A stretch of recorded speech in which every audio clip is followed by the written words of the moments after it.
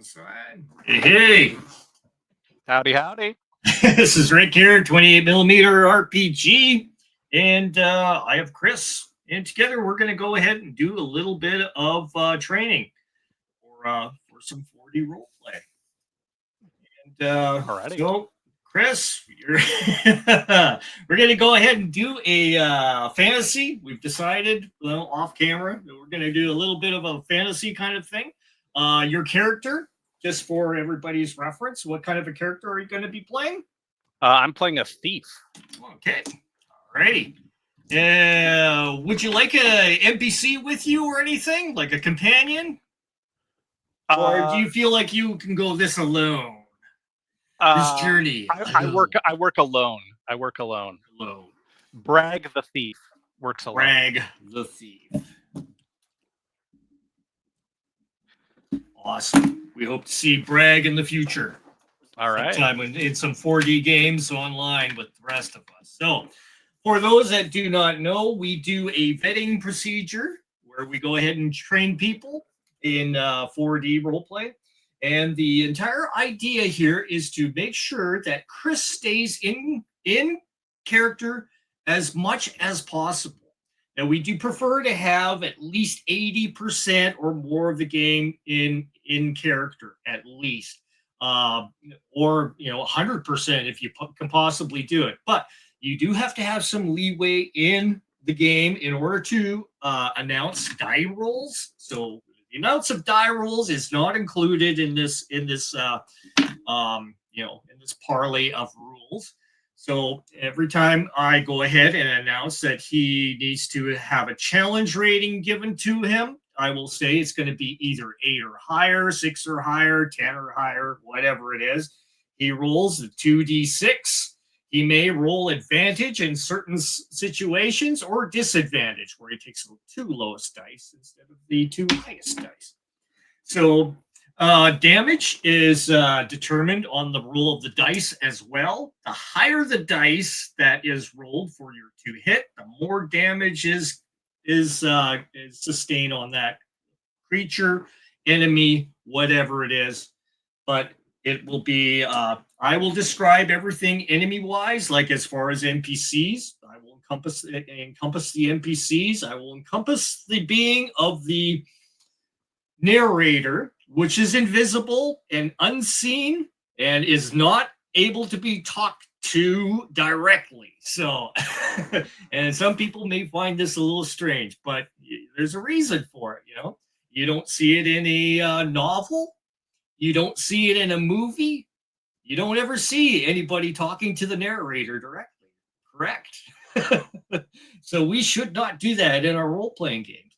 Instead, for any kind of questions that Chris has as far as that character goes, if he wants to know more details, he describes it in his action. And we always work in 1 action per turn, going around. All righty.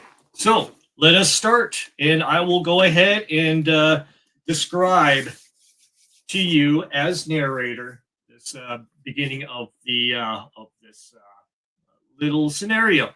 Any questions there, Chris? No, I don't think so. All righty. So you got your 2d6 ready or 3d6? Got them ready. Okay. I trust you. I'm going to be rolling them too and announcing the numbers that I get as well. All righty. Get my mind brain. I've been at a kid's birthday, so it's been like Gotcha. So now I'm typical Sunday, with lots of, when you're a grandpa, that tends to be lots of kids, lots of the area that I moved into, all our kids moved into as well, and their friends moved into. So it was like having everybody from back home in the same place in a different town, and all the kids are having kids. So we're always going to the birthday parties and stuff. All right. Okay. Start.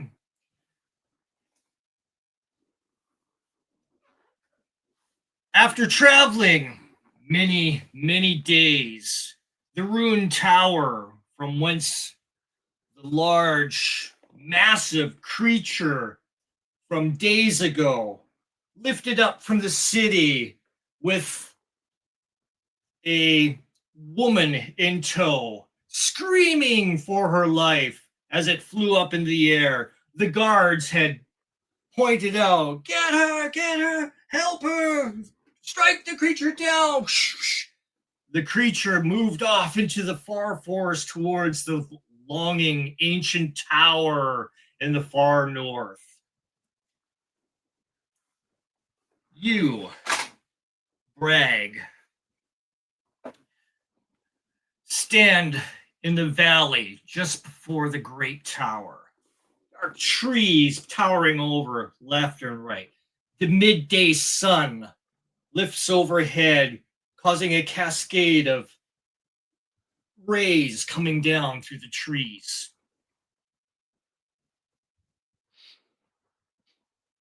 I am going to walk my way carefully through the path leading between the trees. The dense undergrowth foliage thrashes against your legs.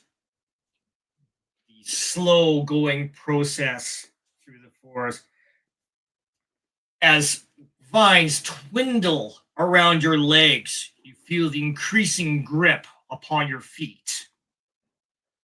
I pull out my machete and start to get to work on this undergrowth. Roll 2d6, 6 or higher.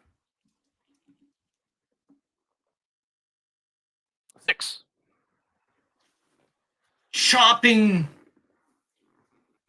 rendering the vines pull apart, but much more linger. You can see intertwined amongst the hedges ahead, there is much movement along the ground as the vines twine and twindle around. The break up ahead, you could just see the visual of a tower between trees about 50 yards away. I'm going to stare carefully at the moving vines. I've heard that there are druids in these woods. I don't want to be attacked by any. The vines rummage through as if they're guarding the area. Occasionally, they twine past you, behind you, and start surging around your character. I'm going to break into a run, try to make it to the tower. Roll and using your dexterity.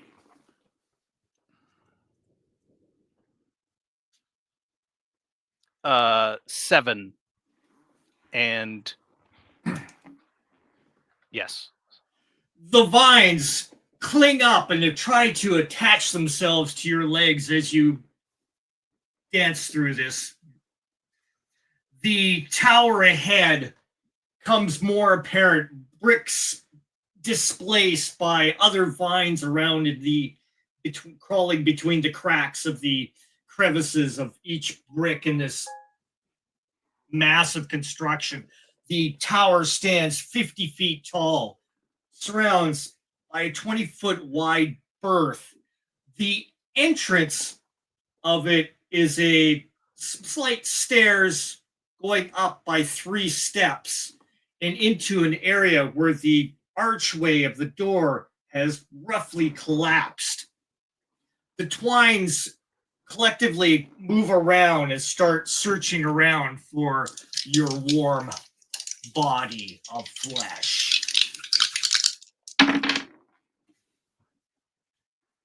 The twines Oh no.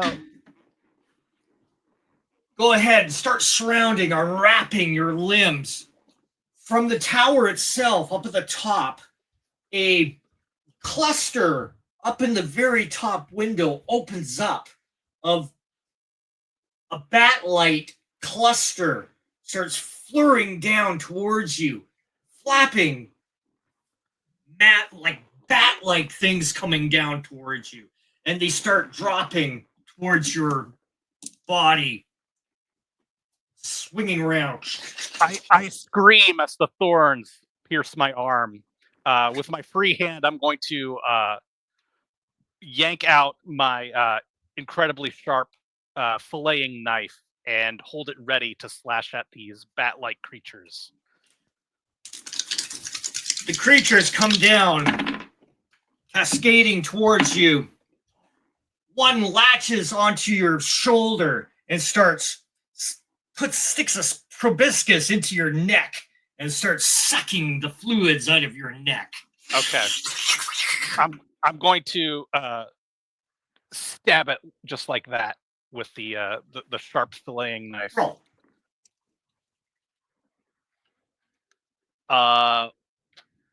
11. So it falls apart. It's sliced cleanly in two, and it tumbles off of my shoulder. The creature makes a valiant squeal, but gurgles as it falls to the ground. Others flutter around, trying to lay attachments onto you. I'm going to slash. Go ahead. I'm going to slash at the vines that are binding my arm and try to crawl inside the building. Okay, 8 or higher.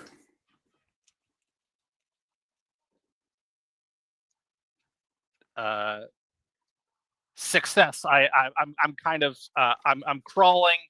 I kind of roll up next to a wall, so I've got one side protected while I fight off these bats. The creatures flying around you swarm once again, but your newfound freedom makes it harder for them to hit as they swarm, trying to attach, ding, ding, ding, falling to the ground, running into each other. You see inside the building itself more of a stairwell in the center of this tower, going upwards in a spiral fashion. The open-endedness of this spiral leaves you open from either side, from attacks from within the entire structure. But the spiral goes up to a single exit at the top. A gargoyle on either side looks down upon you in its stony visage, their eyes glowing. The creatures around you still fluttering, they tend to keep themselves away from going into the structure itself. The vines as well stay to the outside, lingering at the steps of the door and barely piercing into the entryway before retreating back in outside to the outside. I pushed my leg out to test the stability of this staircase. This looks like many of the ruins I've plundered in the past. The great wrought timbers, 6 inches by 6 inches, sticking out from each spoke from the center hub of this tower, extends out. A couple of them look old and rickety, like split and somewhat edging downwards from long old exposure from ages gone by. All right. I begin the ascent. One step at a time. As I travel upward, I'm going to dig through my satchel for a couple round stones. Okay. The pressure of your foot upon each footfall on these timbers makes each one creak as you step onto each one. I'm going to take one of these river stones and fling it directly at the gargoyle's face. Okay, 2 gargoyles. One looks in immaculate shape. The second one to one side, missing an arm as well as part of its toes. Let's see. I continue up the spiral staircase till I am. I continue up the spiral staircase. The gargoyle from the side, missing the arm and the toes, comes to life. Starts creaking and cracking with the stone around it as it moves. It opens its mouth and hurls a breathy snarl at you. I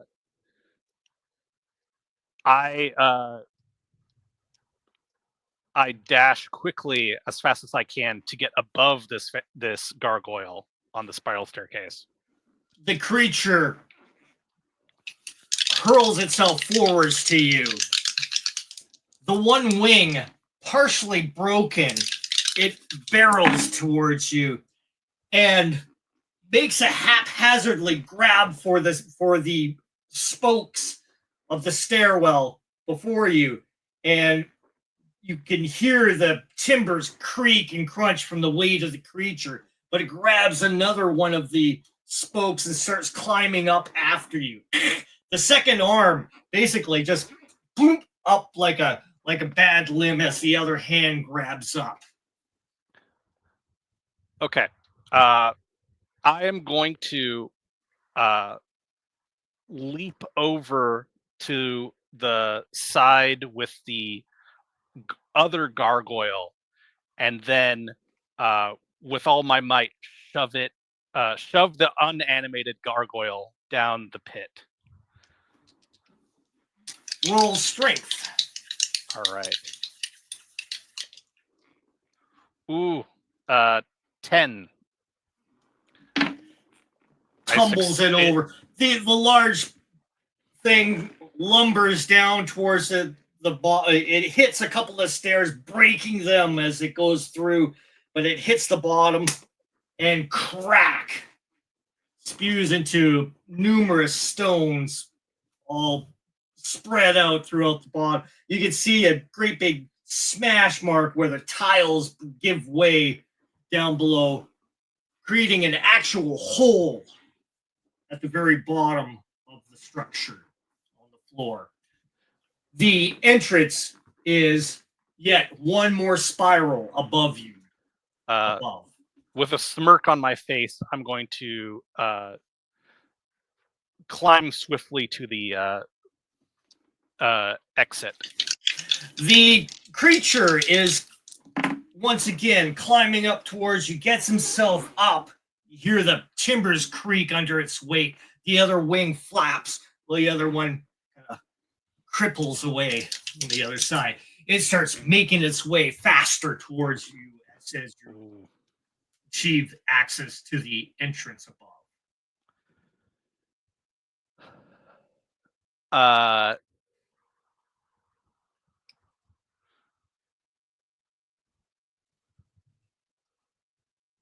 Well, I make my way to the very top of the tower and stare down, thinking about what to do next. The gargoyle makes its way up on the last turnaround of the spiral and hisses as it makes its way, lunging towards you.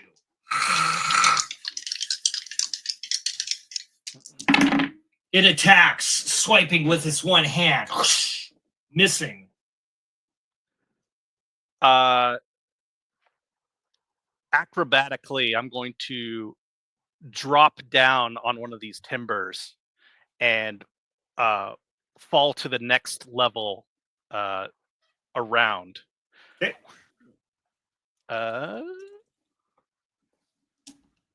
Oh, I slip and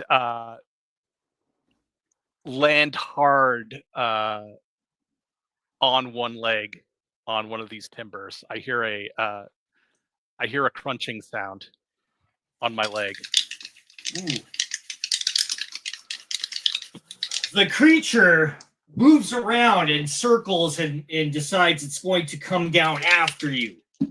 It makes its way around the circle, coming across, giving you an attack of opportunity before it converges. All right. Through gritted teeth, I draw my blackjack, usually well suited for human opponents, and I slash out with against the gargoyle's face. 8 or higher. Ooh, it bounces off harmlessly. The creature hisses and is annoyed by your attack. It swings around with its claw once again, slashing away and missing you, hitting the center pillar, knocking a few scraps of rock away. Its claw definitely much stronger than the structure before it. I'm going to desperately, with my one good leg, push off the side of the tower so I can get down to a lower step. Just desperately trying to flee this monster.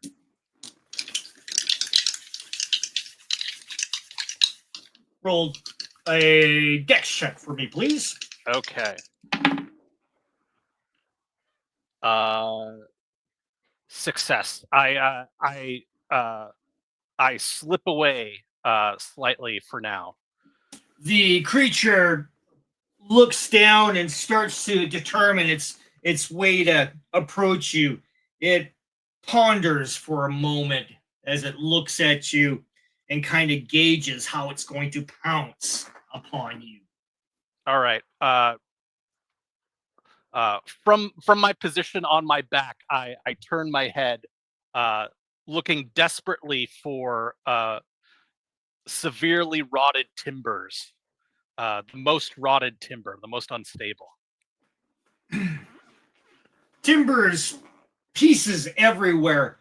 There is also a hole in the floor where the statue had fallen of the other gargoyle. It had penetrated through and descends down well below. Gotcha. There is also the entrance still open to you. The tendrils of the vines stay away from the entrance, probing to get in, but yet not able to proceed through, retreating. Much the timbers around here are still attached to the center. One is broken to the one side. Let's see.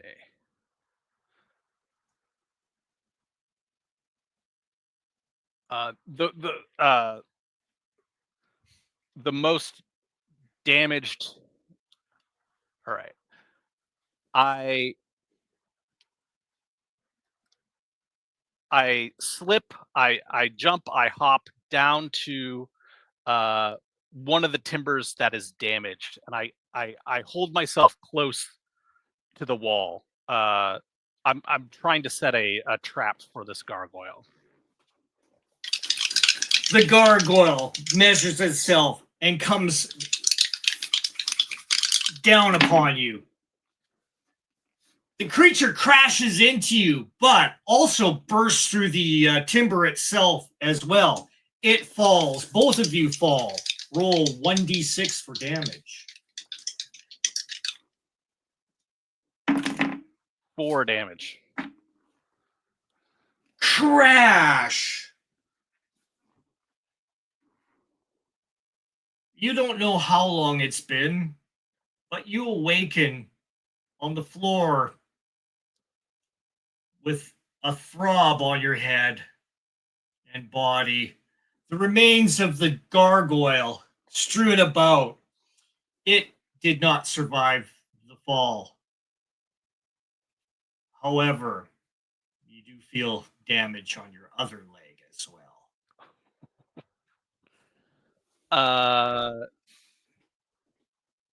Let's see. Using fragments of the shattered timber, I'm going to create a simple crutch, so at least I can hobble around. Then I'm going to begin the ascent of the tower once again, focusing on my upper body strength, pulling myself up each time. Okay. We'll stop the session from here on. I kind of get a general idea of how you're okay.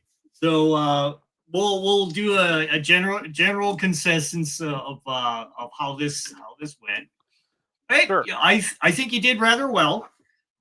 I would myself, and this is a tendency of myself as well as with the rest of us with you'll see it with Max, Crispy, all the rest of the guys.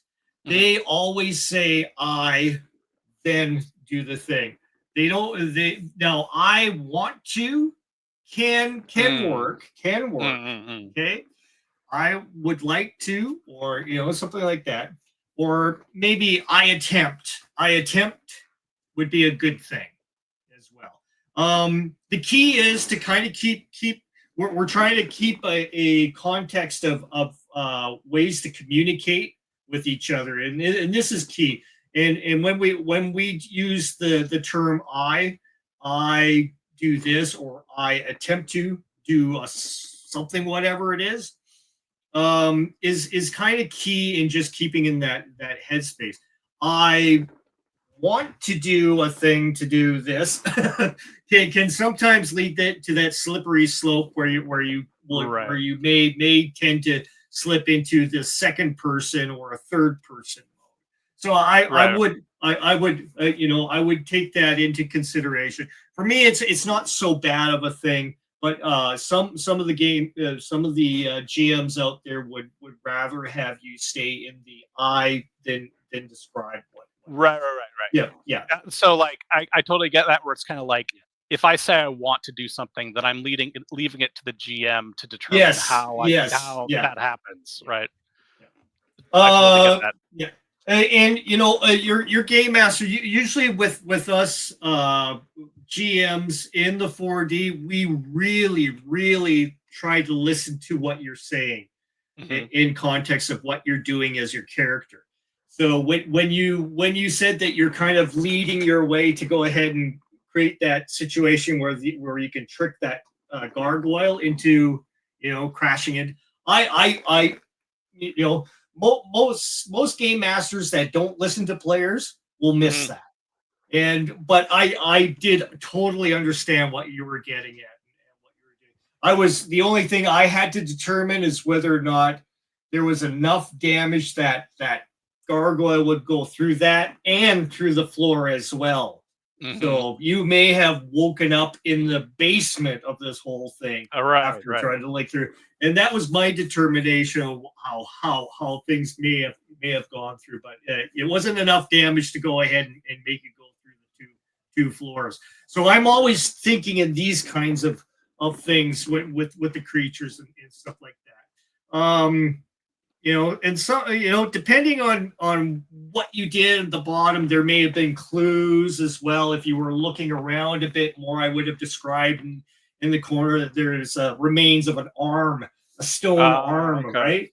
Gotcha. And the remains of some toes, and there'd be like remains of bodies that have been squashed and destroyed and stuff, but it wasn't like Gotcha. something that you could readily see. I'm going from vicinity from what you could see as far as light would be concerned and stuff like that. So if you had described yourself more, checking out the bottom floor, I could have given Gotcha. you some ideas and stuff. And whether or Gotcha. not you interacted with the gargoyle, possibly passing him his arm or something like that, Oh, in a okay. display of, oh, here's your arm, Sir Gargoyle. And the I see. gargoyle I see. may have said, you may pass or something like something. It could have been all kinds of different things. It's kind of like as a game master, you kind of you have to have this ability to go ahead and do the improv too as Right. well. Yeah. Yeah. Yeah. I was so when I created when I was thinking about playing a thief, I was thinking about stabbing people. So I was Yeah, I was in a violent frame of mind. So I was like, this gargoyle, got to get rid of him. yeah. There could have been like all kinds of different things you could have done, Yeah. to approach the situation to, more stealthily Yeah. or something like that, or searching. I gave a similar kind of thing to players, and I had one guy, explain the tile work that was on the floor. Yeah. It says, "Watch for that. There could be a trap." I'm like, "Oh, okay." He just made it a little bit harder for himself. Okay, Right. that's no problem. I'll adjudicate that. A possibility of a trap. Is there? Let's see. I'm thinking about what this tower is all about and stuff, and how it was constructed. Maybe from an old wizard from eons ago. These Right. were his guardians. Maybe the creature that stole this girl wasn't these gargoyles. Maybe it was something else in the tower. Yeah. Yeah. There's always those kinds of things.